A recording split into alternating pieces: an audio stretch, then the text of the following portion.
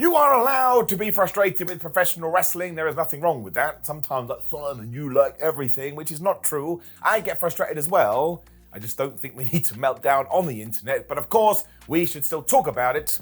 That's what we're going to do today. So there have been a few things in WWE that have made you scratch your bald head or maybe your full head hair. I don't know what's going on with you. So I, Simon Miller, who am wearing the stupidest shirt ever today, kind of regret it, but it was a gift. So I like to be nice. I'm going to go through some of them today. Are you ready? Of course you're not, but let's go. I'll be honest with you, I don't even agree with some of these. That's the beauty of life. Number 10, not doing much with Io Sky. Now, of course, Io Sky and Rhea Ripley had that awesome match at Evolution 2 Electric Boogaloo, and they were part of that three-way with Bianca Belair at WrestleMania.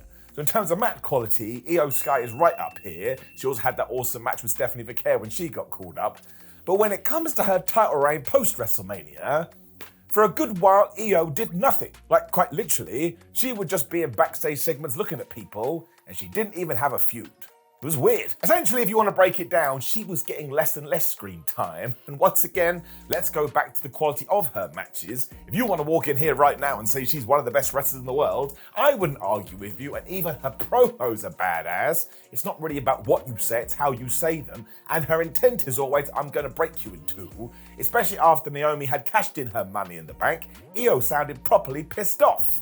That's why I'm excited about the future. I presume, well, we are, I know, we're doing the three-way at SummerSlam, which you've probably seen by the time this video has gone live, but we cannot drop this again. Io Sky is too good. And really, if you were going to give ups and downs for the first half of the year, the poor use of Io Sky's title reign, well, it would be on the negative left, and you never want that. Number 9, some rush NXT call-ups. Now, I love the fact that Stephanie Vaquer, Julia, and Roxanne Perez were called up to the main roster, because all these guys were ready. Especially Roxanne Perez, well, all of them to be honest. But Roxanne Perez walked into NXT, or the Performance Center, at 19 years old, and she's only like 22, 23 now, and she's just as good as she was. Well, no, she's better. That's a savant, man. When it comes to sports entertainment, she's gonna do well. And of course, we all know Stephanie Vaquer just has it. When it comes to Julia, well, she's the most unique person on the planet. The issue, however, though, is that while Roxanne Perez kind of had a focus for the Judgment Day, although we needed to lean into that harder, Stephanie Vaquer then did nothing on Raw for a few weeks, and Julia interfered after a Zelina Vega match where she hated Zelina and then turned on her.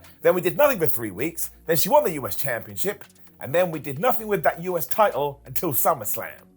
And that's just weird. I don't want to be that guy, but it sounds like they were called up without a plan. And of course, one of the big things that new WWE said they were never going to do is fall back into the old ways, where you do just grab somebody from the third brand and throw them onto Raw SmackDown. And these are nowhere near as bad as that. Some people got called up and they vanished from the show, but we can do more, especially when you have people that are this skilled. Once again, go through all their matches, they are great. So yeah, second half of the year, let's do more. Once again, the Roxanne Perez and Raquel Rodriguez do have that good tag team, and that's a barrel of laughs. And Stephanie Vaquer will get a title shot at Clash in Paris. And of course, Julia has her belt, so we can keep everything crossed.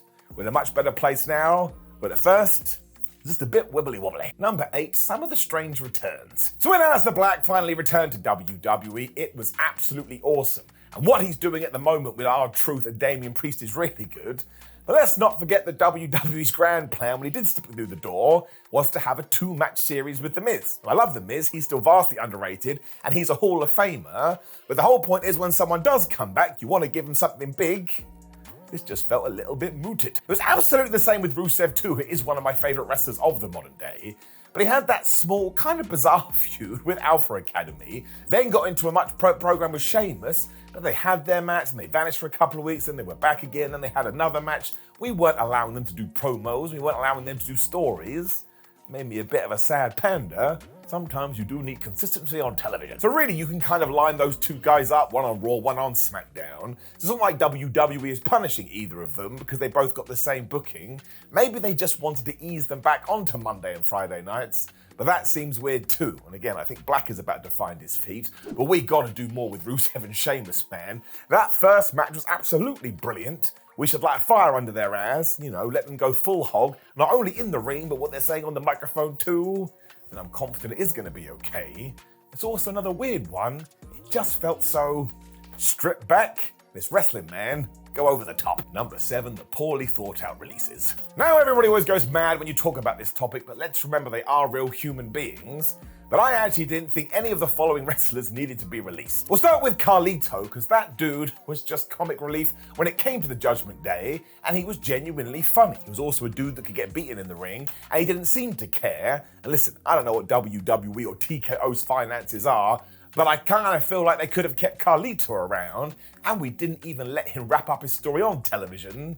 Thought that was a bit lame. Dakota Kai still totally baffles me because she was so damn good and she was a constant on television as well. Like, some people say she was injury prone, but ultimately all wrestlers are injury prone given what they are doing, and I don't think we ever allowed her to truly shine on Raw or SmackDown, so that one just feels absolutely nuts. Whenever she does turn up, she's gonna fly. Of course, the biggest one of all is when they just released R-Truth, and there was such a backlash, and I'm happy to say I contributed to that, although it had anything to do with me. The WWE eventually acquiesced, and they brought Ron Killings back, and so far his, third run in WWE has been absolutely brilliant. But even the other wrestlers turned around like, you fired R-Truth? Are you totally mad? That's why it scares me. If WWE couldn't have figured that one out beforehand, who the flub else is going to be let go? And listen, I do understand that WWE can do whatever the flub they want. They can hire whoever they want and they can let go whoever they want. But it doesn't mean I have to like it. And again, sometimes it does turn around, like Ron Killings. So they must have realized they made a little bit of a mistake. Number 6, everything they did with the New Day. Now let me get this straight right away. The New Day are one of the best wrestling groups ever, and I mean that too. If I was ever unsure, the heel turn they did in late 2024 justified that they can quite literally do anything. And then we get here halfway through 2025, and I don't really understand what the plan was at all. Because I kind of thought Xavier Woods and Kofi Kingston, after they had totally murked Big E, would win those tag team titles and go on a massive run, as they essentially cheated and cheated and cheated to keep hold of their belt, because of course they're now bad guys. But instead, they came, they went, we didn't get the tag team title match until WrestleMania, and then within about 6 to 8 weeks, they lost it again. Now listen, there was a huge upside to that, because them mourning their championship is the funniest thing ever. I don't know, I don't get it, and it kind of felt like when they did lose their titles, Big E should probably come back and distract them or something.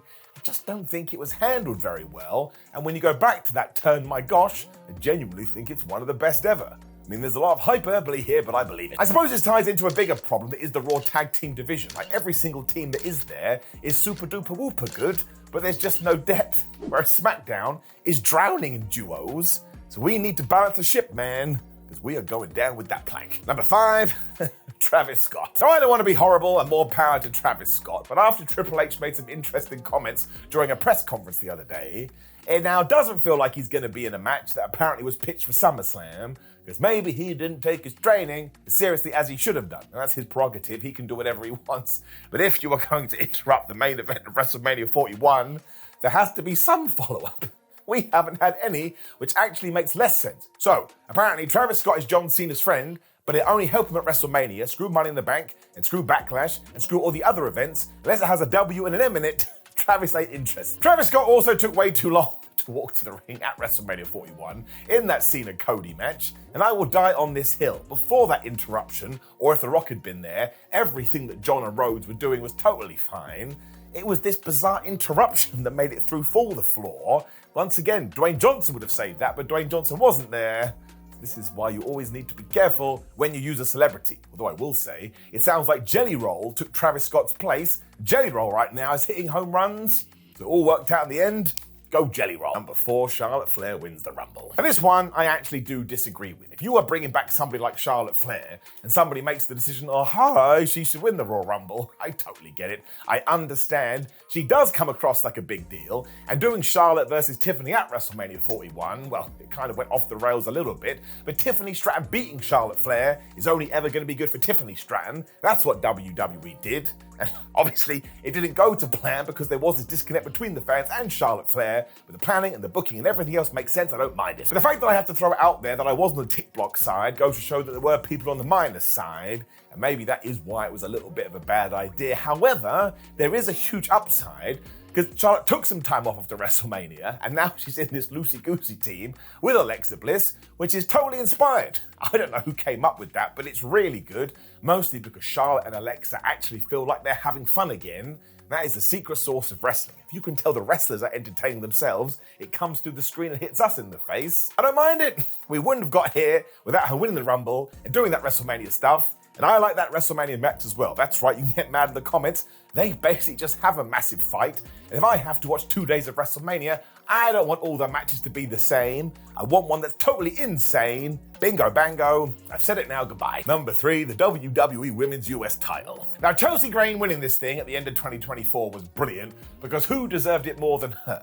But ever since then, I really don't understand what we're doing with it, and sometimes it irks me because I'm a nerd. And I didn't mind Zelina Vega winning it either, but all of a sudden Zelina vanished, when from nowhere without any promos she was in that match with Julia, and Julia then won it, and then there wasn't a feud for Julia either. Why can't we just look over on Raw and go, wow, Becky Lynch, Lyra Valkyria, and Bayley, they're doing a great job with the Women's IC Championship, they're really making it feel something. Why don't we do the same for the US one? And we didn't. Now, I actually think that WWE introduced these belts well too fast. We should have held them off till WrestleMania 41 and had a tournament culminate there because it just would have felt like a bigger deal. Instead, we slipped them in, and it was the same for the IC belt at first too. They just fell into the Phantom Zone. You don't want to go in there, there's a lot of villains. Now, of course, it did mean Chelsea got her secret Hervis, which is a wonderful gimmick. But I don't think it helped Zelina Vega, and I don't think it helped Julia either. That is why I'm confident for the second half of the year. Again, we retcon one of these, we can do another, but we have not lived up to that potential at the moment. And I think the women should have these championships, but you got to book them right. I don't think this one's had a fair run. Number 2, 51 days. So it's another one that I actually don't agree with either. But Jey Uso won that World Heavyweight Championship at WrestleMania 41 from Gunther. It was an incredible moment. And then 51 days later, on an episode of Monday Night Raw, Gunther won it back, and because Jey Uso had choked him out, he choked Jey Uso out. That's the nature of life. If you strangle someone else, they're going to strangle you. Ultimately, though, as I said at the time, I always thought Jey Uso was going to beat this guy because he could have lost the next night on Raw, and while we would have cared, because we love him so much, we wouldn't have held it against him. We'd still go crazy every time he does do his entrance, and we would do the yeeting, and that's when you know you're properly over, when you can survive kind of crazy booking. But somebody was going to have to be the sacrificial lamb too. And I'm arguing against the title of this video, which is totally bonkers, but what are we doing anyway? But if Jey Uso had to be the guy to have a shorter title reign, just because everybody else was having longer title reigns, to tell you, the fan, it can happen on random television shows, then he was the right guy to do it with. Because my heart and the way I feel about Jey is exactly the same now. And in fact, I'm actually excited about when he does get around too, because I think he will. And I think that one will be even better than this one. Like I say as well, it also lit a fire under Gunther again and told you what you better watch every single program because you don't know what's going to happen. And then what went down in that SummerSlam #1 gauntlet match? Jey Uso was so popular, he got to do his entrance in the middle of a match. It's not like it hurt him either, but I don't know. I understand why Rikishi was upset. That's his son. You should always take everything Rikishi says with a piece of salt. This is his flesh and blood dude. He's allowed to be passionate. But I think everything Jey Uso has done in 2025 is brilliant, and it gives me hope for the future. If you can get over, you just never know. Number 1, the John Cena heel turn. And again, you're going to get me ranting and raving on the other side. I understand I'm the outlier here though, so essentially I'm speaking, or at least the title is speaking on behalf of you. I think the John Cena heel turn's been brilliant. I'm not saying that it couldn't have been better. I'm not saying there haven't been some weeks you're like, what the flub is going on?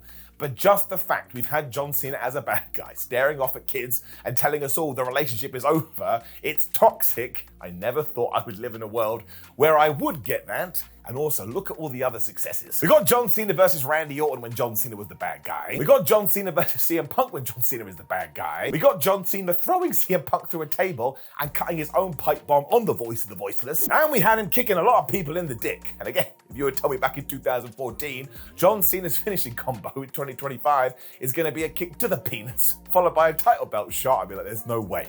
There's no way they're going to do that. But we did.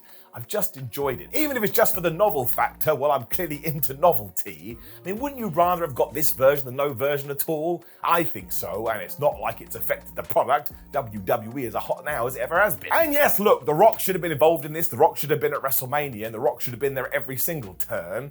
But there ain't no point crying over spilt milk. So when I look at what John Cena has done, I think it ties back to what we said earlier. He just seems to be having the best time, and that allows me to have a good time too.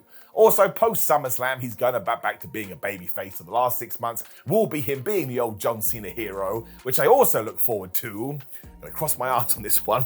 I'm going to put my foot down. John Cena being the bad guy for the first half of 2025 was the smartest thing WWE could do. I'm now going to leave. I don't want to be yelled at. But before I go, please do like the video, share the video, and subscribe. Drop me a comment down there and say, Simon, those last 3 entries, you ruined the topic of this video, which is true, but surely that's why you watch, where bam, you click the other video on the screen, which is probably going to be more nonsense as well. Otherwise, my friends, I do appreciate you joining me for these videos. Who wants boring ones? A load of YouTube channels does that, but not me. That was barely a sentence. Goodbye.